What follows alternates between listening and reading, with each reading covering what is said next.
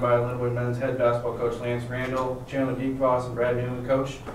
Just your thoughts on the game. You know, I thought that we came out well. I didn't think we've had some, we came out and jumped on the gas a little bit early. I thought our energy level was good. But then that first half, I thought it was uncharacteristically, we're a very high IQ basketball team, and we've made really good decisions and really done a good job on both ends of the court of just, sometimes you get overwhelmed physically at times in positions, or sometimes you're not shooting the ball well, but for the most part, we've been a very, very smart team.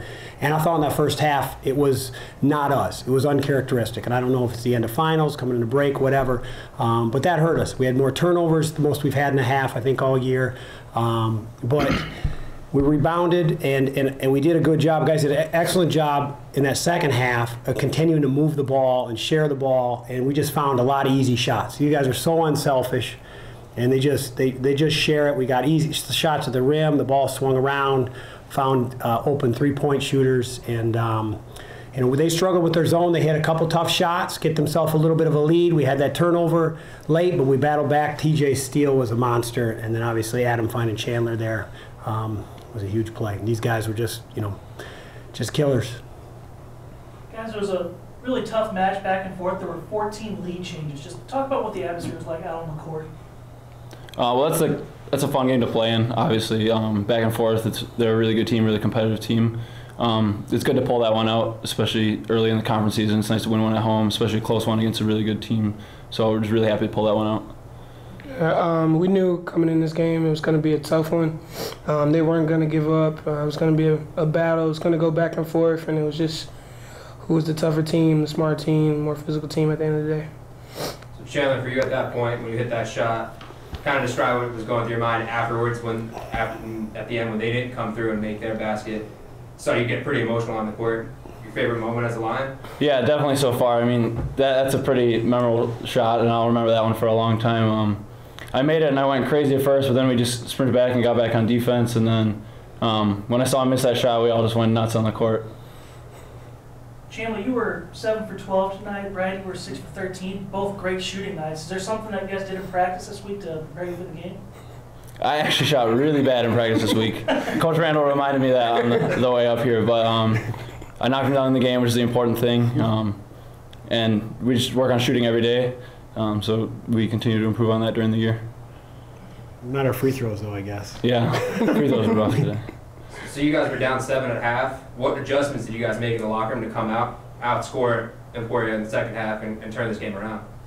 I think in the first half we just kind of made a lot of mental errors, and we kind of were telling ourselves in the locker room that that's what we had to cut back down on in order for us to take the lead and turn the game around.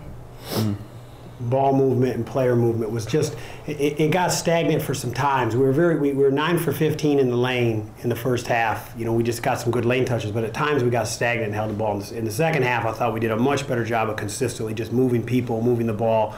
And again, I can't say enough about how unselfish these guys. They're skilled, but they're very unselfish, and that's a difficult combination. It can be very powerful on the offensive end.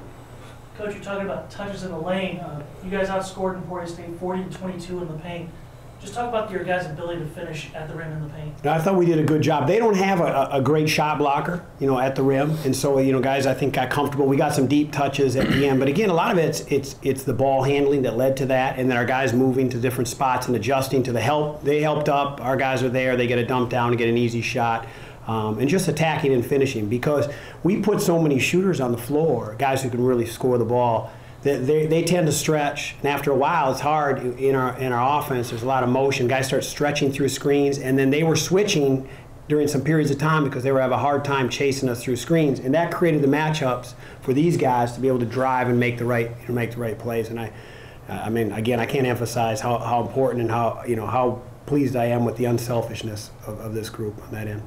Brad, in a real tight game, you guys are behind, and then the emotion of Chandler hitting that shot. How do you guys mentally just stay focused when you're behind, and then when you instantly get that lead when the game's nearly over? How do you guys stay mentally focused the whole time?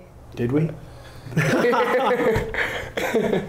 I don't know. It's just we kind of got to keep the mindset of that this game's not over. No matter if it's 4 minutes left, there was 30 seconds left, and we were still down 3, I think it was, and that's a ton of time. If it's just not getting rattled, staying focused, staying locked in, and I think that's what we did. All right, Jalen, Coach Brad, thank you guys very much. Congrats on the win. Yeah, Thank you. thanks, Thank guys. you.